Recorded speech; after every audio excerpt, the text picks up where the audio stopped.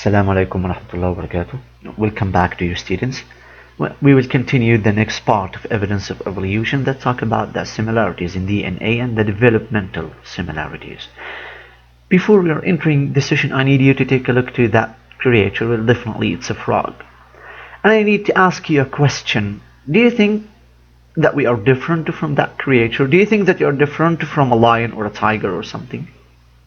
Well, actually, yes, there are differences. Definitely, there are differences, and we can say here that frogs also have cytochrome C protein, but they are little different. They are not little different. Definitely, they are totally different from you according to the shape, of course, and the structure and the function of the body systems. Well, I want to say, according to the evidence of evolution, well, the frog here in that case also have cytochrome C protein, but they are little different from you. And the question here, why, or what is the differences? According to biology, what make a frog or a tiger or a lion a little bit different from you? Well, actually the genetic information. Genetic information that's stored in an organism's DNA determines the organism's trait. Because the organism's DNA stays almost exactly the same throughout its entire lifetime. Well, scientists can compare the DNA from many organisms. The greater the number of similarities between the molecules of any two species, the more recently the two species most likely shared a common ancestor.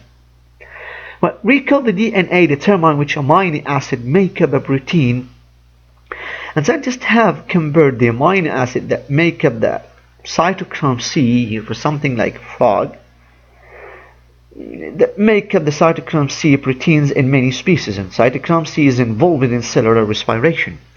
Organisms that have fewer amino acid differences are more likely to be closely related. So after studying that part, we could know what kind of species could be most related to each other and related to a specific common ancestor. Let's find out. So here there is an organism that we are comparing according to cytochrome C comparison. So that is an organism and the number of amino acid difference from human cytochrome C. Chimpanzee, rhesus monkey, whale, turtle, bullfrog, and lamprey. As you can see, chimpanzee it is 0, rhesus monkey 1, whale 10, turtle 15, bullfrog 18, and lamprey it's 20. And there's a question here. Let's read and identify the answer.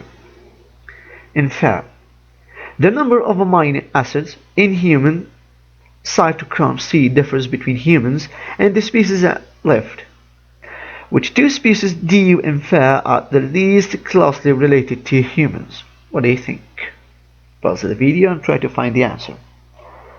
Well, definitely out of these species listed, bullfrog and lamprey are the least closely related to humans because their cytochrome C molecules differ the most from human cytochrome C.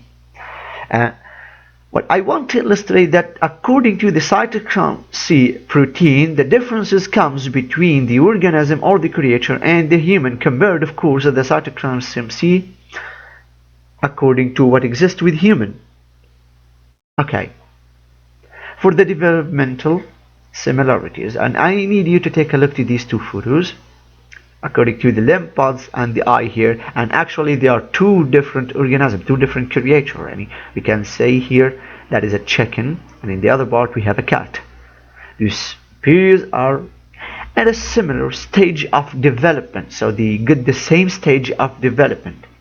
Let's read what exactly the book says about the two photos and give a question to illustrate that.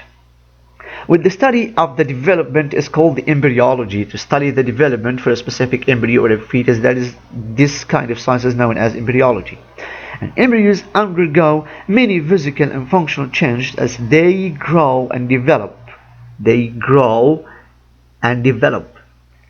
Okay? If organisms develop in similar ways, they also likely share a common ancestor. Some scientists have compared the development of different species to look for similar patterns and structure. They also think that such similarities come from an ancestor. These species have in common, for example, at some times during development all animals with backbone have a tail, and this observation suggests that they share a common ancestor. Now, we can say at a specific part or a specific stage, the development gets some similarities, and the developmental similarities here supposed to be an evidence of evolution. Let's proceed. Now, how do we know organisms are related? We know something like that, that the organisms are related. First of all, we can use the common ancestor as an evidence, maybe similar DNA or similar structure, and the developmental similarities. We are going to study a fossil evidence that talking about a specific skeleton or a specific organism, and we are going to compare what happened over years to that organism. And after studying this, we are going to find out, according to the fossil evidence, what happens to that creature and how do we know organisms are related. But first of all, the paragraph here says that scientists examine organisms carefully for clues about their ancestors. In a studied example, scientists looked at the characteristics of whales that made them different from other ocean animals, okay? And like fish and sharks, will breathe air, give birth to live, young and produce milk. Now, fossil and DNA evidence support the hypothesis that modern whales evolved from hoofed mammals that lived on land. Oh, wait a minute. Well, this is that a whale, for example, can give birth to viviparous, not oviparous, and totally different from a shark and other type or structure of fish. What make these similarities? If I'm asking you a question, the differences here came from what?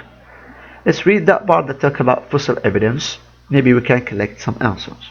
Wait. Scientists have examined the fossil of extinct species that have features in between whales and land mammals. These features are called transitional characters. Do you remember? Do you remember the first part when we were talking about the transitional stage for something like Archaeopteryx? Okay. Let's continue. Well, none of these species are directly related to modern whales, but their skeleton should suggest how a gradual transition from land mammal to aquatic whale could have happened. Well, what does it mean this? We can say simply that, well, there was a kind of structural and behavioral adaptation happened to the whale, in that case changing parts, and this is an evidence of evolution. Well, definitely I'm not saying that the species did change. I'm saying that there was kind of a structure or behavioral adaptation lead to an inheritance trait to be passed from a generation to another, from a whale or from the organism to another organism, leads to an evidence of evolution, but we are not saying that the whole species did change. Okay, the first one, Pachycetus. The second organism, Ambulocetus natans. Letter C, Durodon. Okay. Let's find out the similarities and the differences between these three creatures. We can say that whale-shaped skull and teeth for the first one, for Pachycetus. Whale-shaped skull and teeth adapted for hunting fish. Run on four legs. Ear bones in between those of land and aquatic mammals. Let's go to the other one. Ambulocetus natans. Name means the walking whale that swims. So it walks and swims. It walks and swims. We can say that there was a kind of structural adaptation happening here between that transitional stage from Pachycetus and Durodon. What exactly was happening for the walking whale that swims? Hind-limbed that were adapted for swimming. A fish eater that lived on water and on land. Now, in that case, having two hands here look like fence structure or something allows the whale to move and to swim. What happened to the last one, the rodent? Well, it lived in warm seas and propelled itself with a long tail. Find out this. Imagine with me the type of the structural adaptation that happens here from a short tail, short legs to long tail and no legs, or we can say dimension legs. It is not used anymore, that's why it's dimension, and that's Darwin theory, by the way. That's the word that I need you to know about Darwin theory, because it's a fact. If you are using an organ, that organ is getting stronger, but if you are not using a specific organ, with that organ is going to be dimensioned and vanished finally, and it's going to be inherited to your offspring. Okay, again, let's see that part. Lived in warm seas and propelled itself with a long tail. Tiny hind legs couldn't be used for swimming. Definitely, there's no usage. That's why we can say that the animal is not depending on them. And pelvis and hind limbs not connected to spin can support weight for walking. Yeah, that's it. It's no longer walking.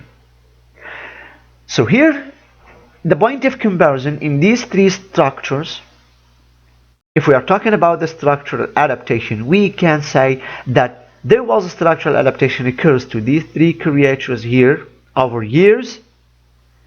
The tail get taller and the legs get smaller till it's vanished on dimension and the tail reach to the maximum. Okay, let's proceed to the next page. Yes. Well, in that case, we get a complete structure here for the whale, but definitely with no legs down there. The whale is no longer using that parts. In that case, it's dimensioned. It was exist, but dimensioned. As we said before, if you are not using a specific organ, that organ is getting weaker, and you are going to inherit such weakness to the genes for the offspring that you are going to give them your chromosomes. We can say it will be inherited. Molecular evidence. Well, I'm not going to explain the principle of heredity, but I need you to compare these two genetic variation or code for the genetic chromosome for the four nitrogenous bases adenine, thymine, guanine, and cytosine. Well, you will find a specific code to CC to GGCA till the end, blah blah blah. What I'm caring about, it is the differences between each code here for the two chromosomes. We can say the genetic arrangement here for something like hippopotamus and the humpback whale. Well, the first differences here for the thymine nitrogenous base and cytosine. The first differences. Second one, it is C and G here in the third genetic variation. And the fourth one, or last one, you will find G and C here as a difference between the two type of the genetic variation. What the question here say, or in question number 12, identify, circle the pairs of the nitrogenous base that differ between the hippopotamus and the humpback whale DNA. Well, actually, we just mentioned it. Thymine, cytosine,